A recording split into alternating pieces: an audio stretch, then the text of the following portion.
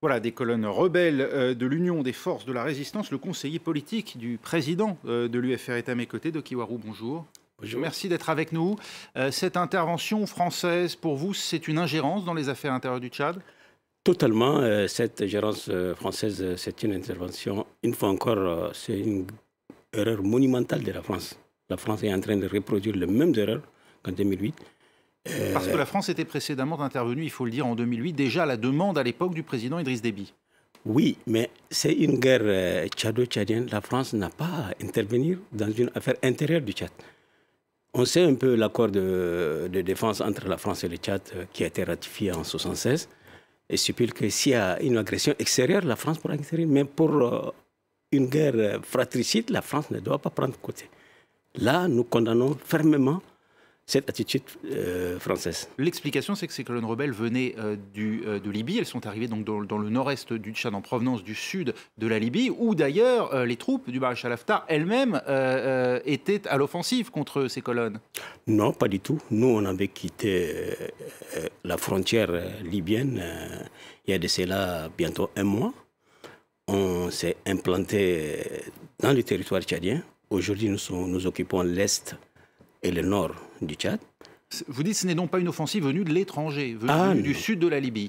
Nous sommes à la frontière tchado-libyenne, parce que nous avons eu la Libye comme un pays voisin. Comme la France avait eu l'Allemagne à l'époque, ce n'est pas de votre faute, et nous non plus, ce n'est pas de notre faute d'avoir la Libye comme voisin. Mais on avait quitté la Libye il y a très longtemps, nous sommes sur le territoire tchadien, et aujourd'hui, nous sommes implantés sur le territoire tchadien. Et pour votre information, la dernière colonne vient de nous rejoindre hier soir.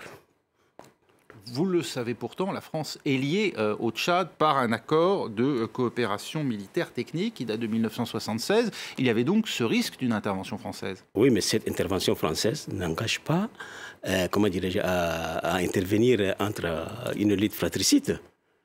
Le Tchad n'a pas été attaqué par un pays étranger pour que la France intervienne. Le Tchad est aujourd'hui l'allié de la France au sein de Barkhane, qui est une alliance de plusieurs pays dont l'objectif est de s'opposer à la progression des djihadistes dans la zone sahélo-saharienne. Vous n'êtes donc pas sans savoir qu'aujourd'hui, la France coopère avec le pouvoir tchadien. Mais on ne refuse pas. Demain, nous coopérerons avec la France. On n'acceptera pas, l'UFR n'acceptera pas que l'Afrique sera déstabilisée par des djihadistes ou bien par des terroristes. Ce n'est pas notre objectif. Nous avons toujours combattu les terroristes. Et aujourd'hui, si les Français... La déstabilisation du pouvoir tchadien ne vient donc pas remettre en cause les efforts du G5 Sahel, c'est ce que vous dites? Pas du tout. Pas du tout. Parce que de toute façon, le peuple tchadien est déstabilisé par Idriss Déby depuis 29 ans. Les Tchadiens en ont marre d'avoir Déby aujourd'hui à la tête de ce pays. Il a bafoué la démocratie et les gens n'admettent pas. Ça suffit. Déby est président, depuis que Macron avait 10 ans, Déby est président de la République du Tchad. Et il continue. Quel est l'objectif de l'Union des forces de la résistance? L'objectif, c'est d'aller sur N'Djamena. Et on marchera sur N'Djamena. Et on a tous les moyens de marcher sur N'Djamena. Malgré l'intervention française? Malgré l'intervention française. Et là, je répète, nous ne voulons pas être en belligérance avec la France. Et aujourd'hui, à cause de la France, des enfants sont morts, nos militaires sont tués aujourd'hui. Vos militaires ne sont pas des enfants? Je dis les enfants du Tchad quand je parle enfants. Donc aujourd'hui, nous ne tolérons pas que la France viendra tuer des Tchadiens et d'un autre côté, la France protégera d'autres Africains. C'est impensable. C'est une lutte interne. Le dirigeant aujourd'hui de l'Union des forces de résistance, Tiba Berdini, est lui-même le neveu d'Idriss Déby. Est-ce que vous pouvez nous expliquer cette relation qui, de l'extérieur, peut sembler compliquée? Non, pas du tout. Idriss Déby est le neveu du président Tiba Berdini est le neveu du président Déby. Oui. Ça, tout le monde le sait. Il était son collaborateur à un certain moment. Mais M. Timan Erdimi avait refusé ces dérives du président Déby, raison pour laquelle il y avait eu rupture. Donc M. Erdimi ne voulait pas que Déby aille dans ce sens pour déstabiliser notre propre pays. Raison pour laquelle il y avait eu ces ruptures. Bon, aujourd'hui, avec le recul, M. Erdimi est en train de tendre le bras à tout le monde, à tout le Tchadien, y compris Déby. Mais Déby ne voulait pas qu'il y ait la paix. Donc, M. Erdimi marchera sur N'Djamena. Vous en êtes certain aujourd'hui? De quels moyens disposez-vous face à une armée tchadienne qui est considérée comme l'une des meilleures de la région? Mais nous faisons partie de ces meilleurs. Et même du continent africain, puisqu'elle est aux premières loges de ce G5 Sahel. Nous faisons partie de ces meilleures armées. L'UFR fait partie de ces meilleures armées. Les enfants, entre guillemets, du Tchad, c'est-à-dire ces militaires aujourd'hui qui sont là, ce sont nos enfants. Ils ne sont pas tombés du ciel. Et aujourd'hui, si parce que Déby est le meilleur, mais excusez-moi, Déby peut mourir naturellement. Qu'est-ce que la France fera? Ne déstabilisez pas le Tchad. Que la France ne déstabilise pas le Tchad. Et aujourd'hui, on a tous les moyens de contrecarrer si la position française ne changera pas. Vous êtes entré au Tchad il y a une quinzaine de jours maintenant. Où vous situez-vous à l'intérieur de la frontière aujourd'hui? Nous ne sommes pas à l'intérieur. Nous sommes à l'intérieur de notre territoire. Oui. Nous ne sommes pas sur la frontière. Nous sommes maintenant non, à l'intérieur de la frontière. Pardonnez-moi, voilà. C'est une maladresse d'expression à l'intérieur du territoire. À quelle distance vous trouvez-vous maintenant de la frontière libyenne? Pour des raisons de sécurité, on ne vous dira pas là où nous sommes. Nous sommes aujourd'hui, nous occupons l'est du Tchad. Nous sommes installés suffisamment. Et je vous répète que notre dernière colonne vient de nous rejoindre. Nous on n'a personne maintenant à la frontière libyenne.